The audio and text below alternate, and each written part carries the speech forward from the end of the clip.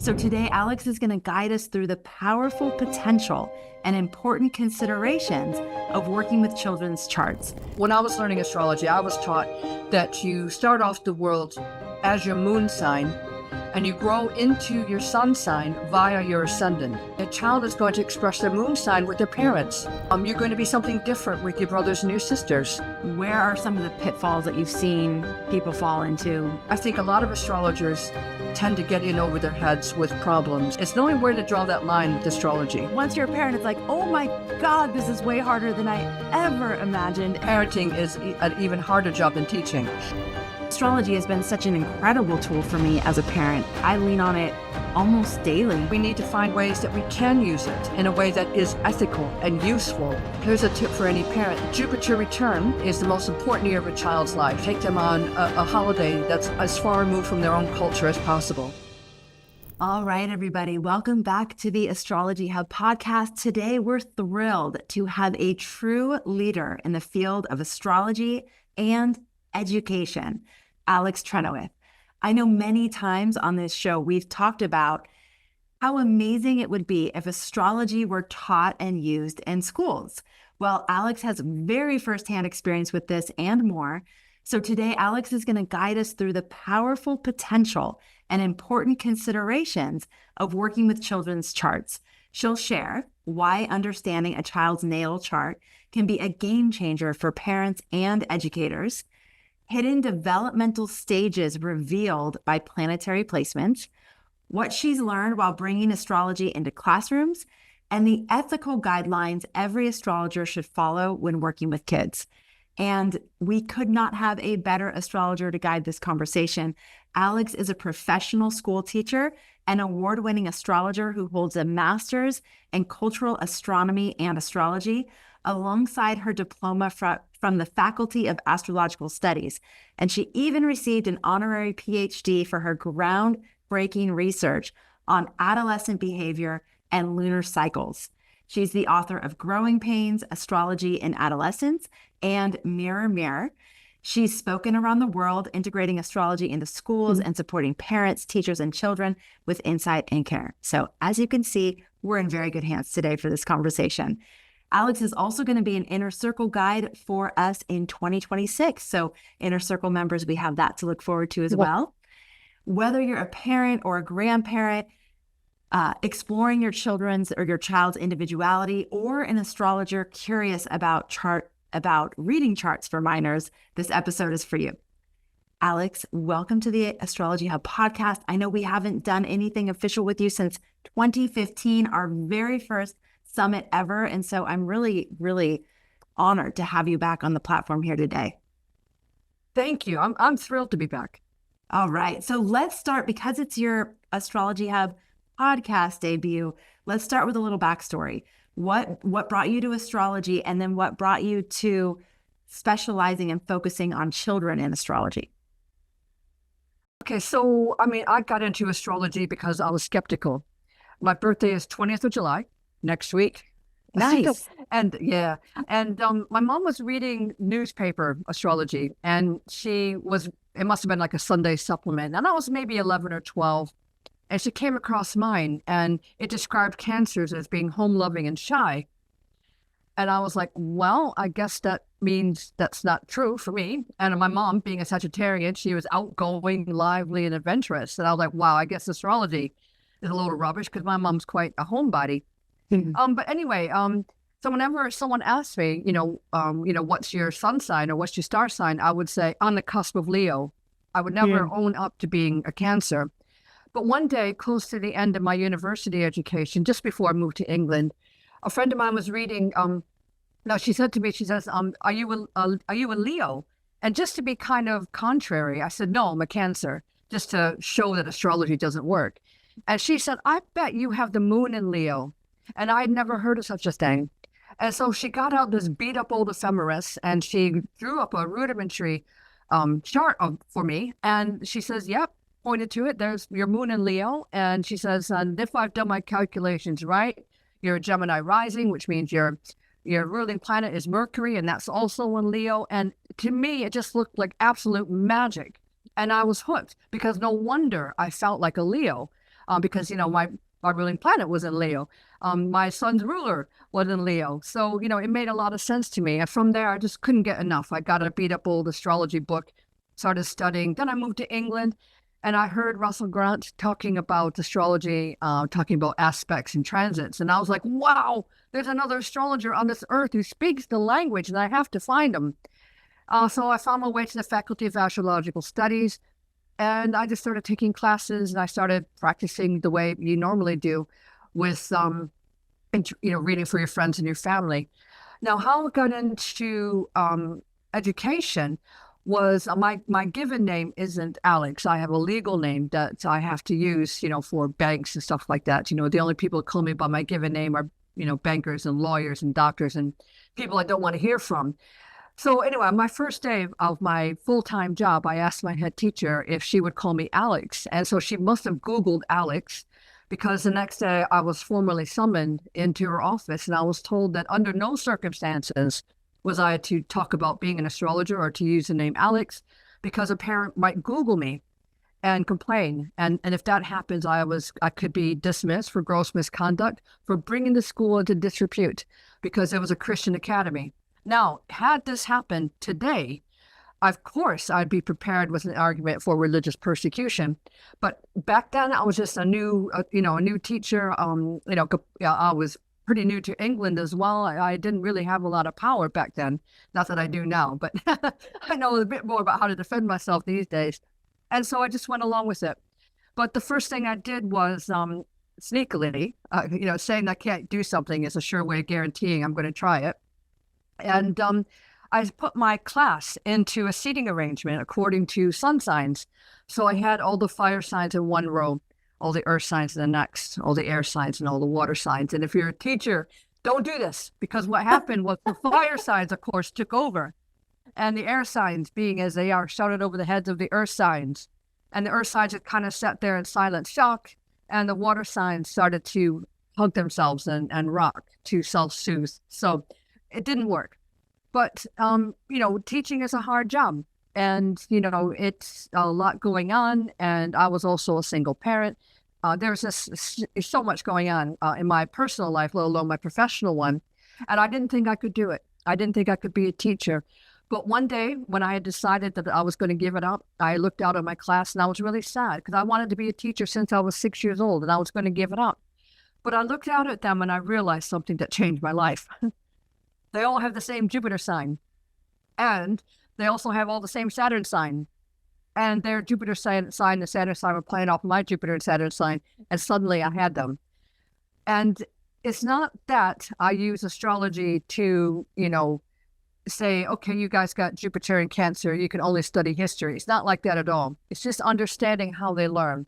And I understand, for example, with Jupiter in Cancer, they need an emotional connection. They need to care about what they're learning. Whatever the subject is, they need to understand, hey, this is going to help me support my family in some way. They have to care about what they're learning.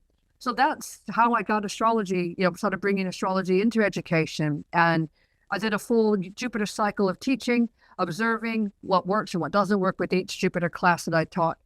And then I wrote Growing Pains after 12 years. Okay, Alex, so I have so many questions about that. I just recently did a report for one of my daughters, a children's report written by an astrologer. I'm not going to say the name, it doesn't matter. And I read the report and went, wow, if she was a newborn and I had read this, I would have parented her wrong because it was really sun sign oriented. And it was really kind of like your stereotypical, she's a Virgo, but she doesn't seem like a Virgo. She's messy and she's definitely service oriented, but she's not the way that Virgo is represented a lot. I'm just like, oh, she's just not that. And she never was. So one of the things that you said that really jumped out at me was that it was that your moon was in Leo and that, there was so much more to this story than just your sun sign, obviously. With children, I've heard, and do you agree, that they're a lot of times expressing their moon more than anything else? Because my other daughter is a lot like her sun sign, so it's a little tricky. She's a Libra and she's very much a typical Libra. So what do you find in terms of interpreting the children's charts, is it different when they're young versus how you would approach someone who's more mature? It's a really good question, and it has a couple layers I want to get to. So, first of all, as an educator, my job is to teach. I'm not worried about a child's personality. So I'm going to wear two different hats, one as a parent and one as a teacher. So as a teacher, my job isn't a child's personality. That's parents' job. My job is to find out, how they learn, how they retain that knowledge, how they apply it, how they work with their peers, how they prepare for exams and, discipline themselves. And I'm a huge fan of exams. This might be controversial, because a lot of parents say, oh, it's too much pressure. And my attitude is like, get used to it. Because you're going to be examined for something for the rest of your life. You're going to be examined by your dentist, by your doctor, by your banker. You take your pick. Exams are a part of life. And I think to take away that practice to cope with such pressure is actually taking away opportunities to help a child to grow into a disciplined adult. And that's just my opinion. This as a parent, okay, so, when I was learning astrology, I was taught that you start off the world as your moon sign and you grow into your sun sign via your ascendant, which is the way that I was taught how to interpret children's charts. So, and the other thing I wanted to address was something called sect. You have to be careful how you say that word, sect, S-E-C-T, sect. Are you born at morning, in the evening, or are you born in the daytime? Because I think if you're born in the evening, your moon sign is going to have a lot more powerful effect. So I was born at 1 o'clock in the morning. So, I think I identify far more with my moon in Leo. So, yeah, I do think that we have to be very, very careful. What is it? I mean, a child is going to express their moon sign with their parents. They're not going to express their moon signs with me as a teacher or with me, even as, further removed relative, like as an auntie. You're going to be something different with your brothers and your sisters. That might be more Mercury kind of attitude. You're going to be different to your boss. That's going to be Saturn, isn't it? So, I think that it depends on who you are with, which planet is going to come through stronger.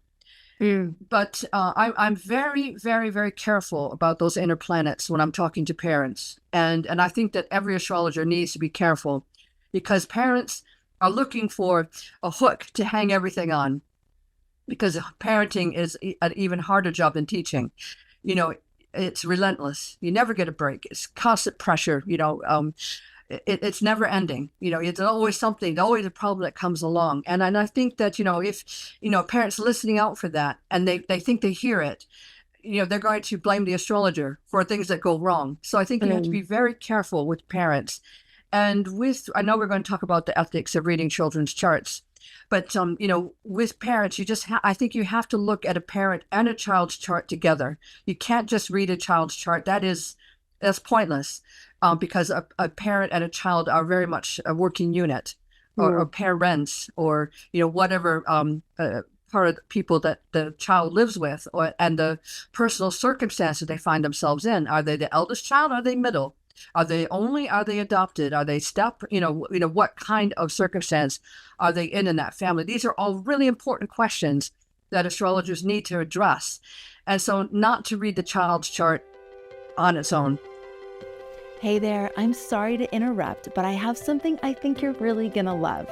Imagine starting each day with a direct download from the cosmos, something short, simple, and soul-centering. That's exactly what the Cosmic Pulse is. It's a quick daily text message that gives you the key astrological insight for the day ahead, delivered right to your phone via text. We've offered it for years now, but just for our Inner Circle members. And for the first time ever, we're making it available to everyone. And here's what our members say about the Cosmic Pulse. It's like receiving a little clue on how to navigate the day. Or they've become part of my daily routine. Another member said, these texts snap me back into alignment when I'm feeling off. And another one said, sometimes I use them as a journal prompt. They're that good. So if you're looking for a simple, powerful way To feel more aligned, grounded, and supported every day, come feel the pulse with us. You can try it free for 14 days, no obligation, no pressure. And if it does resonate, it's just 16 cents a day or $4.99 per month to stay in rhythm with the cosmos. Just go to astrologyhub.com/pulse or click the link in the show notes to get started. And now back to the episode. So as a teacher, you're saying one of the biggest benefits was being able to connect with the what the kids would care about, what would motivate them as far as learning. And you were able to see that with their Jupiter sign and their Saturn sign. Are those the two main placements that you were looking at when you were assessing a class and how to approach that class? Yes, and a bit of Uranus, but Jupiter and Saturn mainly. The caring part was for Jupiter and Cancer. But if I'm teaching Jupiter and Leo, there's my actors and actresses. I'm going to get them doing a lot more drama. I'm going to get them, we call it hot seating in education, where they pretend to be Napoleon. What's Napoleon going to say about this? And, act out various parts of history or whatever it is that you're teaching. If I were curriculum mapping, say if I were in a position of senior leadership, and I knew that I had a Jupiter and Leo group, well, hey, I'm going to bring in extracurricular drama specialists to come in. And it's not about depriving, say, the Jupiter and Virgo students of those resources, because they're going to be there anyway. If they're interested, they can join up. It's just bringing out the learning opportunities for those Leos. And I know there are shy Jupiter and Leos. Of course there are. It's not about pigeonholing students. It's about really opening up. That's my job as a teacher, is opening doors, providing opportunities. So in some ways, I'm not just the Saturn figure. I'm also the Jupiter figure. It's a balance of the two. And do you work in a school system that allows you this level of freedom to adjust the curriculum and the approach? Well, I don't have to tell them, do I? I don't know. I'm not a teacher. I don't know. What are the parameters? How easy is it for you to really tailor these things? Well, with teaching, I mean, a teacher who's not on the leadership team doesn't really have a lot of power. They can make suggestions at staff meetings, which is what I was always doing. We can make requests. If I'm teaching this skill that I think that my Jupiter and Libra students might find a challenge, debating. Okay, I'm going to ask, can I by chance have extra teaching assistants in the classroom? And with the teaching assistants, I'm going to be like, well, here's where I think the problems are going to be. Here's my evidence, because you always have to have the evidence to back you up. And this is what we're looking for. And this is how we know that we're going to be successful. So that's the way that I would approach that. Now, do I shout about being an astrologer and start, trying to convert everybody to my way of thinking? Absolutely not. Because to be honest, I don't care if anybody wants to be an astrologer. That's not my business. My job is to teach and to be good at it. And, I don't worry about other people's beliefs or other people's opinions about astrology too much. And what do you see as the biggest benefits, both as a teacher and as a parent, to utilizing the chart or astrological insights in the way that you approach kids? I think that astrology offers a really good sort of template for identifying tricky stages of life. And because I'm working with Jupiter or Saturn, I say every 3 years is important for in terms of Jupiter development. So, for example, at 3 years old, the first Jupiter square, I'm talking about transiting Jupiter square statal position, is when, according to all the baby books, a child should be able to walk without assistance. They should be able to speak without a parent translating for them. They should be toilet trained, odd accident aside, because that happens. And in turn, it gives the parents more freedom. They can travel more. They can move around more. They don't have so much heavy equipment to carry. They don't have to worry about diapers and playpens and strollers. The child has outgrown those things. When a child is 6, they're learning how to read if they go to a standard school. I know Montessori and Steiner schools do things differently, but in a regular school, they're learning how to read. And at 9 is when a child is learning how to distinguish between reality and fiction. So they're no longer afraid of the boogeyman under the bed. They're afraid of things like terrorism. the death of a parent or divorce, a pandemic. They're worried about the things that they read in the newspapers. And the Jupiter return, here's a tip for any parent, is the most important year of a child's life. Make sure that child has all the opportunities that you can offer to take them on a holiday that's as far removed from their own culture as possible. Let them explore different religions. Let them develop their personal philosophies. Get them speaking a foreign language. Let them choose. In school, languages tend to be quite limited. During the pandemic, a lot of my students were taking Japanese because they're teaching themselves. So they have interests outside the classroom. So I'm a fan of extracurricular activities, but not piling it on them. Tiger parenting or helicopter parenting isn't very pleasant for the child or for the parent, for that matter. But provide those opportunities for the child. Now, the teenage years are tricky. 13 being the most challenging year, and most of my clients are first-time parents of 13-year-olds, and there's something very different going on there. And that they have the first transiting, after the Jupiter return, they have the first transiting aspect from an outer planet, Uranus sextile Uranus, at the same time that Jupiter is sextile its own natal position. If you just use the keywords we learn when we're beginners, big rebellion, you have a pretty clear idea of what it's like to teach 13-year-olds or how to parent 13-year-olds. And I've been doing some work, some research on, whether those sextiles happen with Jupiter first or with Uranus first. And I call it true seeker or rebel. And my argument is, if a parent is a rebel and they're trying to raise a true seeker, there could be a lot of misunderstandings. And we already have a lot of difficulties because adults don't want to remember their adolescence. They're embarrassed by it. They can't talk about their children about sex. But I tell parents, you better tell your children about sex, or they're going to learn about sex from their peers. And you don't want them learning about sex from their peers. Right. Same thing with alcohol or drugs or any of the other difficult subjects that come up. That has to come from the parents. Please talk to your children about sex and about human relationships and about, how to respect each other. It has to come from home. There's only so much a school can do when they have one adult to 30 students. Yeah. Wow.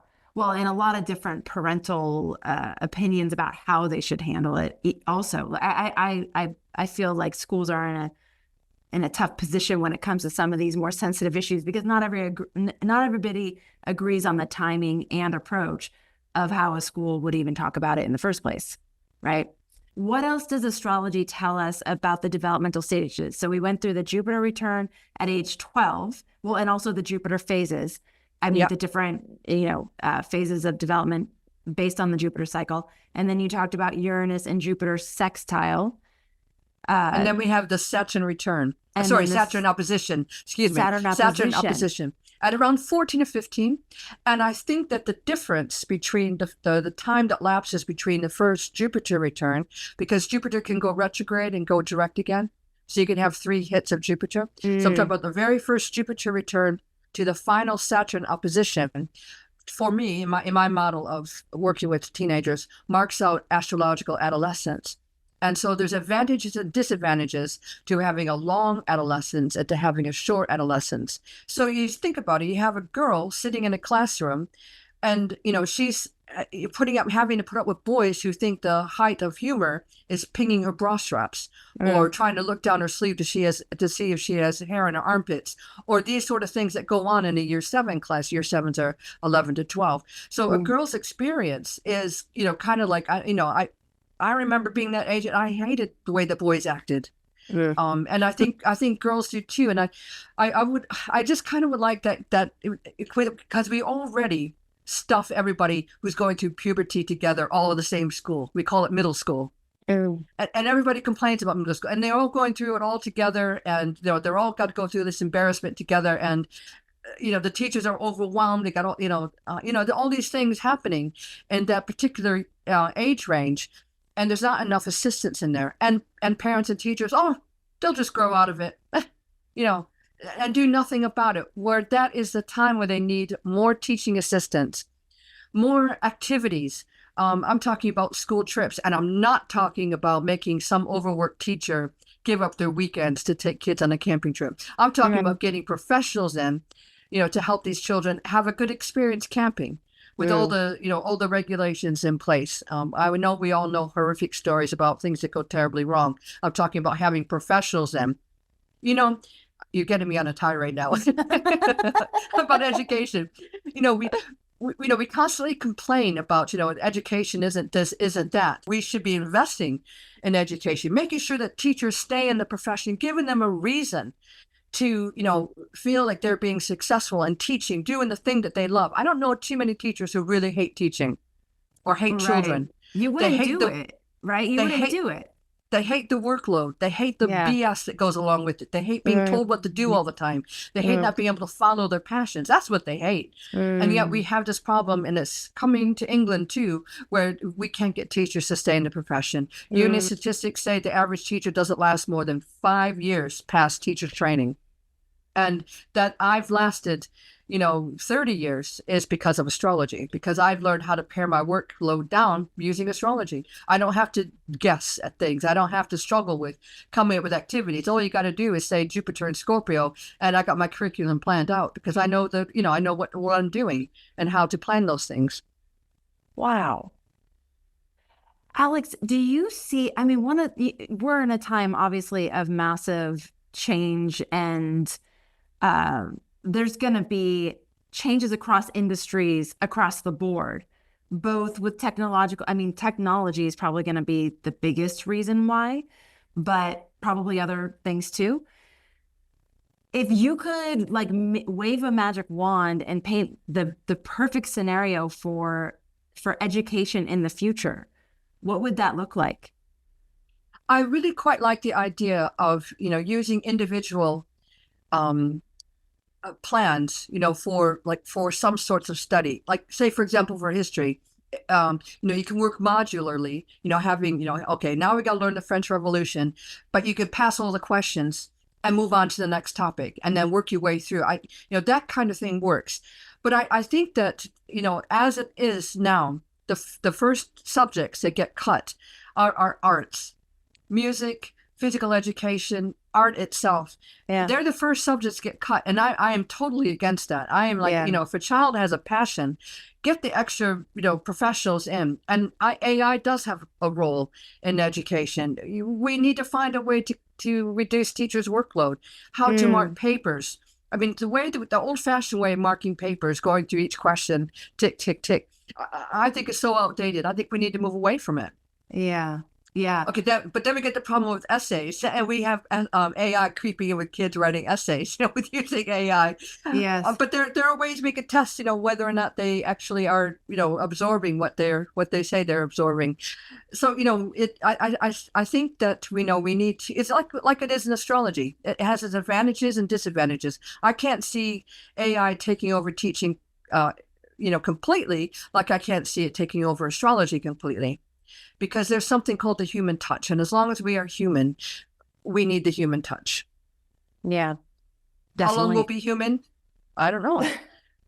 It's a valid question. Okay, so we are now through age, where are we at in terms of the developmental stages?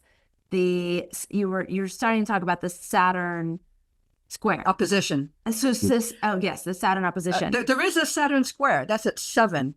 Right. And interestingly enough, in education, at least in England, we have key stage 1, which is when they're learning basic phonics and starting to put words together. Key stage 2 is when they're starting to answer more fully. And that kind of follows, any psychologist's idea about cognitive development. And then they have their Saturn opposition at 15. So those stages are important too. I always say that the Saturn stages are marked by teeth. Because at the age of 7, they start getting the permanent teeth in. At the age of 14 is when they get a lot of braces, the orthodontic work comes in. At 20, 21, even Plato noticed that's when the wisdom teeth come in and messes up your back teeth. Saturn return, hopefully with modern dentistry, we're not losing our teeth. But definitely at 60, I think people are starting to face up to root canals and more complex dentistry, to try to hold on to their teeth. But at 7, think about that lesson. These are teeth that are going to last you for the rest of your life. And if you don't take care of them, Well, even if you do take very good care of them, something could happen. Right. But, I think the Saturn returns are extremely important, and those Saturn squares and oppositions. And then at 18, around the age of 18 is the Jupiter opposition again. When a child is deciding, do I go on to an apprenticeship or do I go on to university or college? 21 is the Saturn square before the return. They're usually settled down into some sort of career, or they are thinking about having a family. I think 24, the second Jupiter return, it used to be the average age people have children. Okay. And then at 30, well, it used to be said that women start to feel pressure to have their children by that age. But of course, with modern medicine, that time can be extended. But, I just think that the early Jupiter squares and Saturn squares they form the building blocks of a child's life. And if you have more than one child, you can focus on those important ages without neglecting the other ones. I'm not suggesting neglect, the 2-year-olds just because you have a 3-year-old. I'm just saying that, you can prioritize and really make sure that, those building blocks are in alignment. And, in addition to having open conversation and communication and being aware of these kind of like built-in thresholds or rites of passage through time, how else can a parent and or a teacher or a grandparent support children at these critical points? Well, I mean, we live in this modern world where we kind of accept relationships. Talk about adult relationships, as being something that isn't worth fighting for, or that maybe we give in a little bit too easily, or we don't put enough effort into things. But we have to remember that children are very affected by the relationships of their parents. No. So I do parent preparation classes where, somebody's thinking about getting married. We kind of anticipate problems that might come up when a child is 13. Not that I'm predicting, terrible things, but I am saying that 13 is a challenging year. So let's say you have a Catholic parent and a parent that grew up in the Salvation Army. One is teetotal, one is not. And you think when they get married, they're both adults, it doesn't matter. Your religion doesn't matter at that age. Okay, when a child starts talking about alcohol, or they start going to, like christening parties or whatever, and the topic of alcohol comes up, can I have a sip of wine? The Catholic parent, of course, has used alcohol in religious rituals through communion all their lives. The Salvation Army parent has not. So therefore, this might be an area of contention that could have been resolved had they talked about it before they got married. So I think it's really important before you commit to having a child that you have these conversations, and we think about our responsibilities. And, it is, here I am talking about these responsibilities. I had a miserable divorce, and I wish I had taken my own advice back. I wish I could live my life over again and take my own advice. It's hard to get young people to take, to listen to this kind of advice, because they're driven by, a need to find love, and they need to live, and they need to do things. And just because a child turns 18 doesn't mean they no longer need their parents. You still have to be there. Any parent will tell you that you never stop being a parent. So, I just think that Saturn is a thing that never stops too. You constantly got to keep on top of Saturn and be aware of your weaknesses so you can build them up. And I think, again, this is where astrology can really be helpful by helping people work with their Saturn. Saturn wants to be worked. That it is its purpose. And if you can work with your Saturn, you can graduate your Saturn return with honor and with dignity, and not with feeling like something that was messed up or that didn't work out the way you planned it. Or if it didn't work out the way you planned it, at least you can still do something with it that is useful and beneficial. So I think, we always have to think about the hard part of life. I talk a lot about Jupiter being opportunity. Well, there's also the other side, which is taking responsibility for the decisions that we make. Yeah. Yeah. I do remember being, before I had children, you kind of only picture the really fun things. Like, the beautiful memories. And then once you're a parent, it's like, oh my God, this is way harder than I ever imagined. And anyone ever told me, although I'm sure they did say it, you just don't hear it. Right. Mark Twain said, When my father was, when I was young, I thought my father was the most ignorant man I've ever met. And he says, but by God, by the time I grew up into a man, I realized my father was the cleverest man alive. So it's that kind of thing where, we always think we know more than our parents. Yeah. And that's the folly of Jupiter, really. Ooh, yeah. And so, Alex, in terms of, you just said work your Saturn, that Saturn wants to be worked. And when we do that, we can graduate with honors. And to keep that in mind as we're parenting, do we look at our own Saturn primarily when we're thinking about our children? Or do we look at their Saturn? Or do we look at the interplay between our Saturn and their Saturn? Yes, to all of that. Okay. Yeah, you have to look at Saturn, in your own chart. I mean, you have to be aware. If you're an astrologer, that's your first step, right? Being aware of your Saturn by sign, house, aspect, transit. Progressions aren't going to move very much, but be aware of where it is in your chart and what lesson is that you're supposed to be learning. If you got Saturn moving through your 7th house, maybe you better hold on for that wedding, because there might be, a lesson that you need to learn yet. Not to be so impatient or to put a bit more work into yourself before you get married. But you need to be aware of your Saturn. That's the first step. When you have children, okay, there's a Saturn transit going on there too. Where does a child fit in to your relationship too? Marriages have Saturn returns too. We call it anniversaries, but they still have the same stages of development that we have as people. You have your Jupiter return anniversary. You have your Jupiter square anniversary. So your relationship is something that also builds on a structure too. And your child's Saturn too. You have to be aware of that there's their sign, house and aspect, and how you can support them. By understanding their weaknesses, you can help them, support them, and help them reinforce those weaknesses. And sometimes as a parent, maybe the biggest lesson is knowing that you can't do anything. The child has to learn their own lessons, and they have to make mistakes, and they have to suffer the consequences. And the only thing you do is kind of stand back and let them take those consequences. Because we all know, parents whose children have done something terrible and they try to justify it. And the child comes away with thinking, I just call mom and she takes care of it for me. We all know that happens too.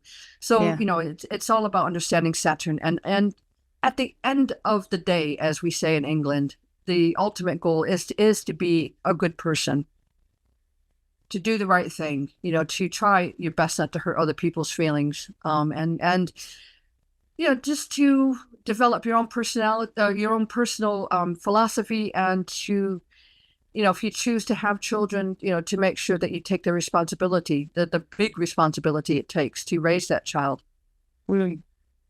And again, I'm not coming from, I don't mean to sound high-handed like I've done everything perfectly. Nobody has, and that's my consequence to bear too. Yeah. Okay. Well, Alex, let's go to the ethical considerations for astrologers who are looking at charts or considering looking at charts of children. What do they need to keep in mind? What do they need to be aware of? Where are some of the pitfalls that you've seen people fall into, et cetera? Okay, I'm going to say something that I think people might find disappointing, but bear with me and I'll explain why. Under no circumstances are you to see any child, and I mean under 18, one-to-one on your own. Forget about it. Not online, not in a report. Don't do it. Some people do reports, written reports, and that's okay if the parent is there, because the parent is taking responsibility.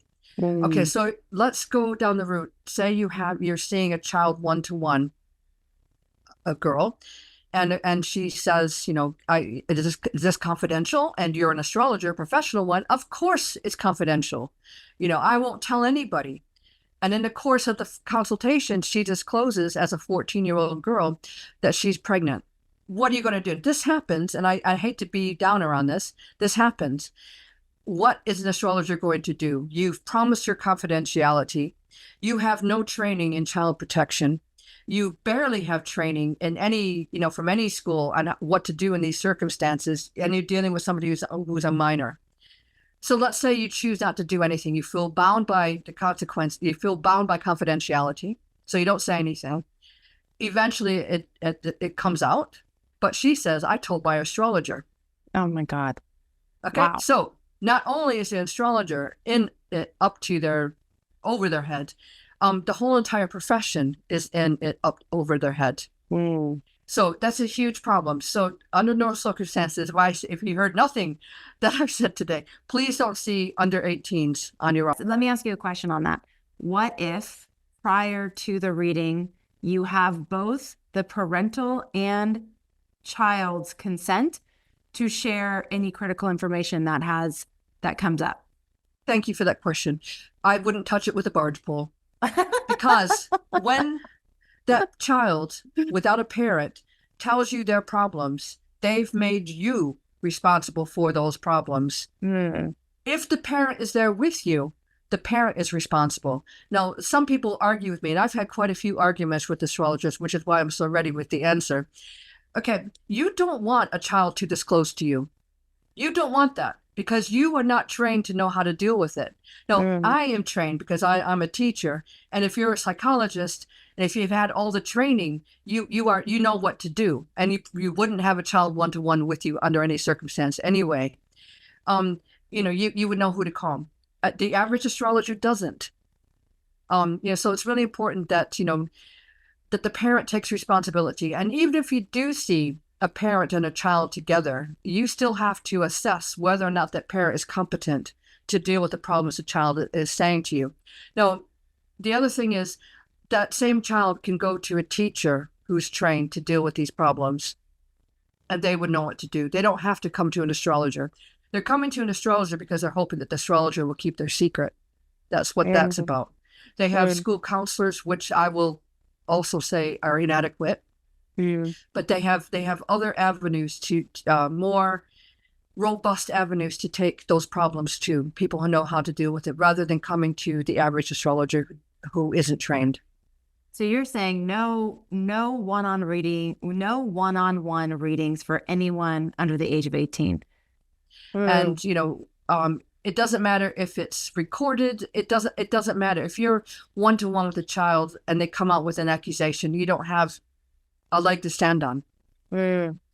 And so, but if someone wanted help with their child from an astrological perspective, you're going to give the reading to the adult. You're going to sit down with the adult to talk about their role as a parent, etc. Yeah, I mean, if the parent, and again, this is the parent's call. If the parent thinks, okay, my child is ready to hear this, you see, that's the parent taking the responsibility. It's not the astrologer turning around and saying, oh no, I only see only 15-year-olds and over. The astrologer hasn't said that. It's the parent taking the responsibility. But I'm definitely saying do not do one-to-one consultations. Don't teach classes on your own with teenagers on your own. Don't do it. Have someone at least observing and who can say, vouch for you. Wow. In that circumstance. You're just saying don't take the responsibility. If the child's under 18, and it's just you're the responsible adult in that situation. If the parent is there for the reading, that's one thing. If you're doing the reading for the parent, for the child, that's another thing. But you're saying don't do a one-on-one with someone under 18. Yeah. Okay. Don't do one-on-one. I think I agree. I'm a little bit unclear about what you meant by the reading with the adult. I wouldn't read a parent's chart in front of a child. Right. I would open up avenues for the child and the parent to talk. Yes. But if I'm going to say something, to the parent, if I'm going to do the parent's chart separately, yes, obviously I'm going to have a different approach to if the child is there in front of me. Oh, yeah. Well. I don't mean with the child there. No, I'm saying if a parent is struggling with their child and they want to use astrology to help them with that situation, that's okay, right? You're not cautioning against that.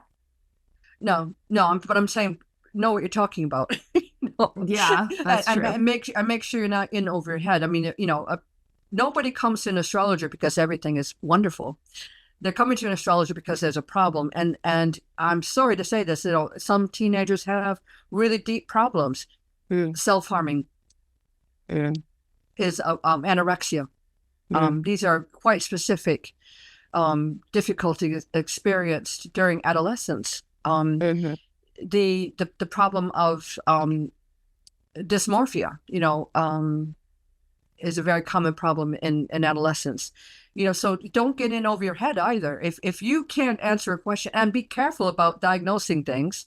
If you're not a doctor or not a psychologist, don't be diagnosing dyslexia, or something like that, because you at the end of the day you don't know. You don't know. You're making an astrological judgment, and it might be something that the parent really takes on board, and maybe you're incorrect, and then that's a really big mistake.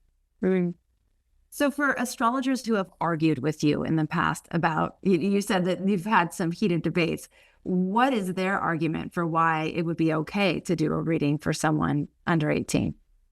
Their main argument is, but a child won't disclose to you if the parent is there. That's the main one. Yeah. And some astrologers will say, but I'm a parent and I know, and I know what to do. But they only have 2 or 3 children, not like a teacher who has 50,000 children that they've been taking care of, or a psychologist who has a lot. The other one, it's not illegal. I never said a word about it being illegal. It's unethical. No one's going to knock on your door and arrest you. That's not going to happen. But what can happen is, you can get yourself into a lot of trouble that you won't necessarily be able to recover from. And it also brings the rest of the field of astrology into a lot of difficulties. But these are all questions that, really we should be talking about a lot more. I think a lot of astrologers tend to get in over their heads with problems. How do we deal with someone who's bereft? How do we deal with grief if you haven't been through bereavement training? How do we deal with, somebody who has an eating disorder? How do we define it? So we have to be careful. I think it was Michael Bryant who said to me that the expression is hang your shingle. Be careful how you hang your shingle, because, you don't know the answers to everything, and everybody has a specialism. Stay in your lane, I think is my advice.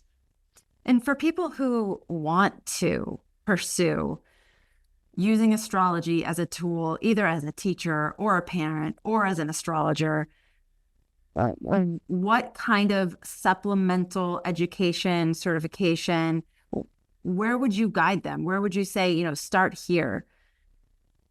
I'm glad you asked me that too. I hope it's okay to say this, I do run courses on how to work with children's charts ethically. What you can and cannot do. We practice, how do we do these charts? Where do we draw the line? And we look at our personal sort of skills, what we are willing to take on, how to say no. To a problem that we can't solve, and being honest, developing our list of resources that we can refer a parent to, because, if you're going to be dealing with children, you are going to come across situations that you don't know what to do with. And, if a child is at school, the school is a wealth of resources for, directing parents, ask a teacher, make an appointment with the school counselor. It's knowing where to draw that line with astrology. This child's life is too much at stake. And during adolescence, where all the brain development is happening, there's a lot of things that are going on that actually kind of leaves a scar, all the way through a person's life. And so it needs to be dealt with well. And so I think establishing those boundaries, the Saturn of our own charts, helps us to decide where we draw that line. So my school is called Rohini Academy of Astrology, and I specialize almost exclusively in those kinds of questions. Alex, what are you going to be teaching for the inner circle when you come in 2026? I am going to be talking about education because it'll be Gemini season. I'll be talking a little bit about improving communication, I think, and just about how to talk to your child. I think I'll bring that in. I want to do a little bit of something on siblings, brothers and sisters. But yeah, so I think I want to look at relationships with Mercury. Yeah. So this is going to be the Gemini lunation in 2026. And I kind of put you on the spot. I know we have a lot of time before then, but that's going to be exciting. So I put a lot of thought into it already. Oh, good. Thanks. Anything else that you want to share with us, Alex, as we're exploring this topic of astrology and children and education and parenting and all these hot topics and adolescence? I mean, I have a 16 and 13-year-old, so this is just like boom, landing home. Yeah. And astrology has been such an incredible tool for me as a parent. I lean on it almost daily, I would say, in terms of just, and it's not, I don't get overly complex with it, and I don't always communicate it to them, but in the back of my awareness, I'm aware of certain placements that give them certain tendencies that I can support and encourage and help each other understand the other, which is big. So yeah, it's been, I mean, the number one thing that I've used as a parent. And to point out quickly, you're a professional astrologer. You have those skills. Somebody who's getting stuff off the internet. Yeah. It's a little scary. It is a little bit scary. Yeah. And just to round off, I think astrology is a powerful tool for parents and for teachers.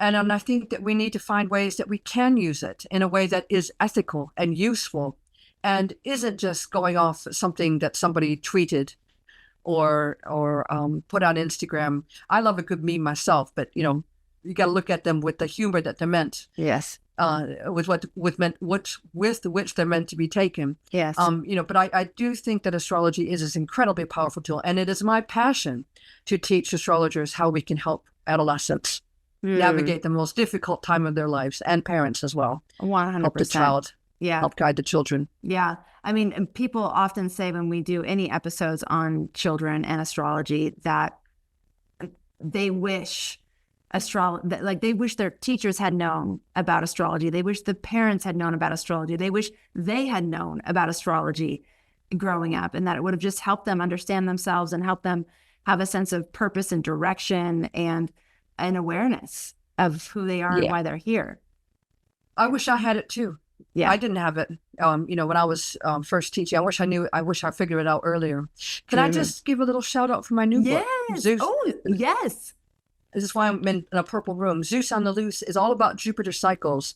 And I go all the way, through each stage, each year of a child's life from each sign's perspective. So it's written, it's called Zeus on the Loose, Unlock Your Child's Cosmic Superpower. Amazing. You can get advanced orders from my website or in any bookstore online. Yeah, we'll put links in the description of the episode. When is it officially available? You can get it from my website, signed, of course. Okay. The official book launch is the 13th of August here in London at Waterstones, which is a really big thing for astrologers. Because if you looked at Waterstones' selection of astrology books, it's not very great. So I'm hoping that Zeus on the Loose does its job in opening doors for better astrology books available to the public. Amazing, Alex. And so if you have children, if you have grandchildren, if you're a teacher, if you're any engaging with children in any way, this would be an incredible asset to have along the journey. I can't wait to get mine. Thank you. All right. Alex, thank you so much for being here. We really look forward to having you in the inner circle in 2026. And just thank you for your obvious dedication, passion, depth, the intelligence with which you're approaching this topic, which I can tell. I mean, I've literally, a level of nuance that you're bringing to how to work with children, I haven't heard. And this is like, I've been doing this show for 7 years, and Astrology Hub is turning 10. So this is, or just turned 10. So this is really, really important information, I think, for our community and for anybody who's engaging with astrology as a tool for our future generations. So thank you. All right. Okay, everybody, thank you so much for being here. Thank you for being a part of our community, and I will look forward to being with you on the next episode. Take care.